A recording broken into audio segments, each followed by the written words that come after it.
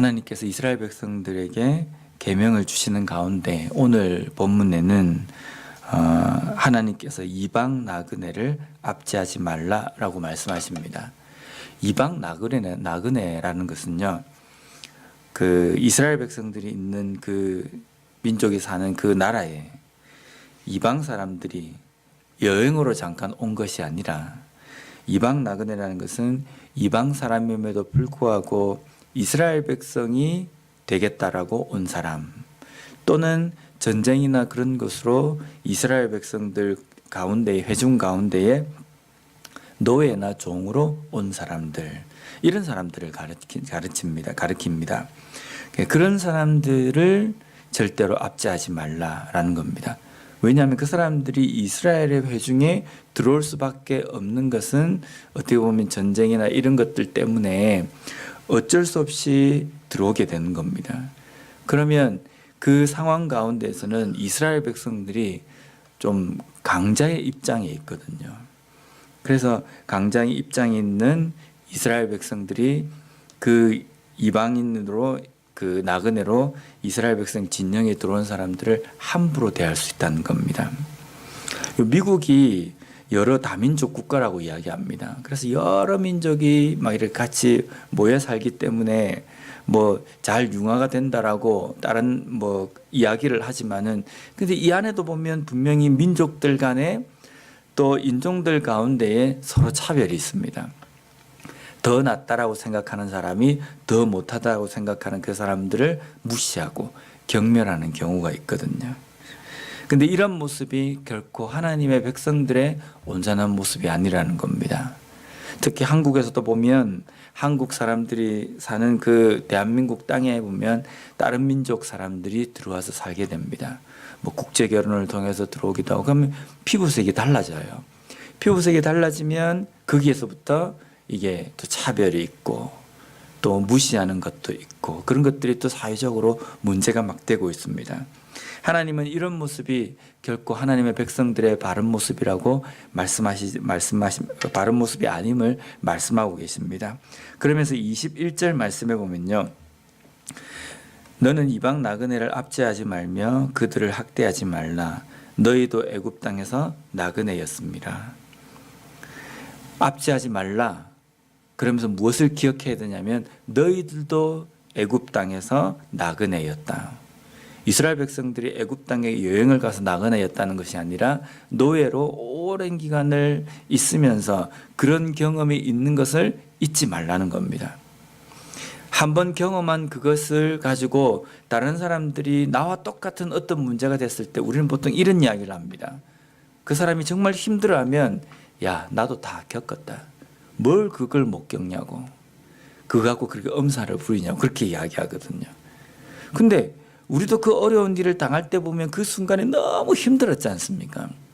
하나님께서 우리에게 그것을 겪게 하시는 것은요, 다른 사람이 그 어려움을 겪었을 때 야, 나도 겪었다라고 자랑하라고 그렇게 하신 것이 아니라, 그 어려움을 겪을 때 내가 얼마나 마음이 아팠는지, 하나님 앞에 그 문제 때문에 얼마나 힘들어하며 기도했는지 그것을 기억해야 된다는 겁니다.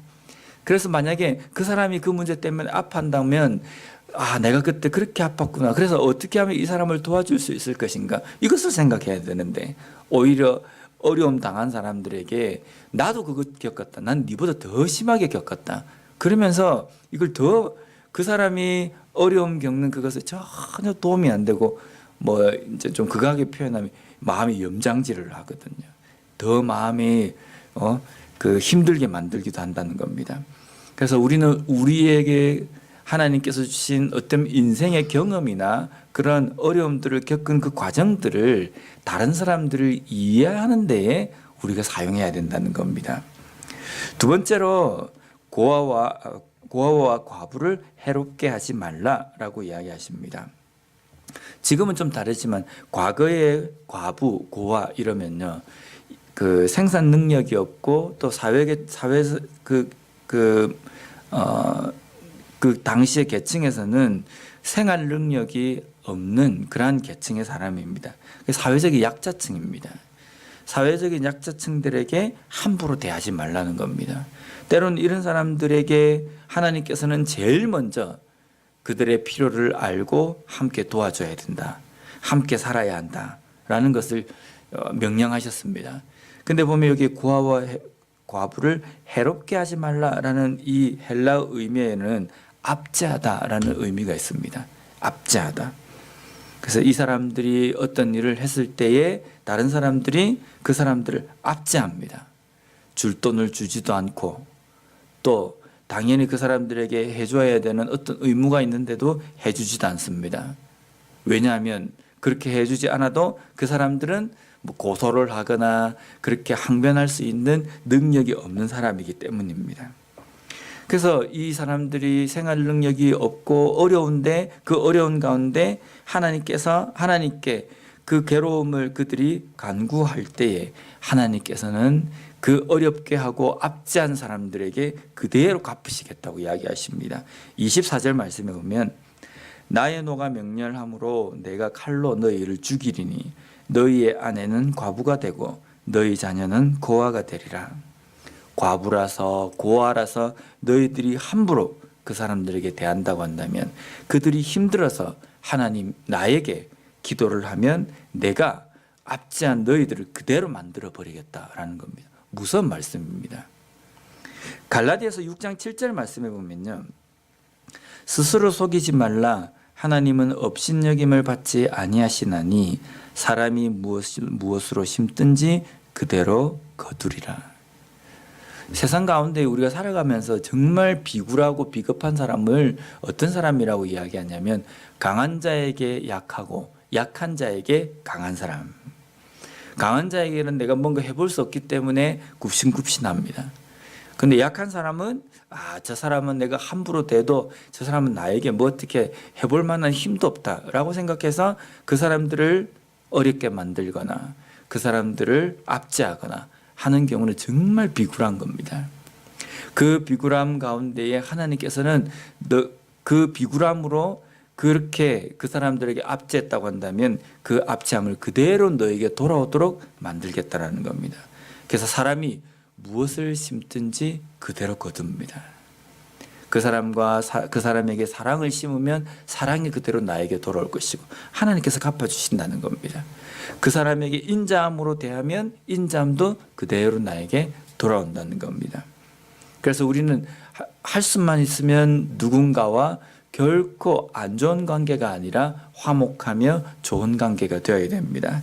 그래서 로마서 12장 18절 말씀에 보면요. 할 수 있거든 너희로서는 모든 사람과 더불어 화목하라. 분명히 우리는 우리 주변에 그런 생각을 우리의 은연중에 내가 그렇게 하고 싶진 않지만 그렇게 될 때가 있습니다. 어떤 사람에게는 정말 깍듯하게 대할 때도 있고 좋게 대할 때도 있는데 어떤 사람에게는요 나도 모르게 함부로 대하는 사람이 있습니다. 이게 인간의 어떤 죄성 때문에 사람의 그 외모나 가지고 있는 그것으로 인하여서 차별하는 거거든요. 근데 그 차별함으로 그 사람에게 대한다고 한다면 하나님께서 이야기하십니다. 그대로 너희에게 올 것이다. 그래서 우리는 어떤 사람이든지 그 사람과 함께 화목하는 삶을 살아야 된다는 겁니다. 우리 주변에 많은 사람들을 우리에게 붙여주시고 그들과 교제를 합니다. 근데 그들을 대할 때 누구를 대하든지 항상 화목함으로 하나님께서 우리에게 주신 사랑과 그 인자심과 그러한 온유함으로 다른 사람을 대할 때에 하나님께서 그대로 우리에게 갚아주실 겁니다. 오늘 하루도 모든 사람들, 주위에 있는 모든 사람들을 존중하며 화목하는 하루가 되었으면 좋겠습니다. 기도하겠습니다.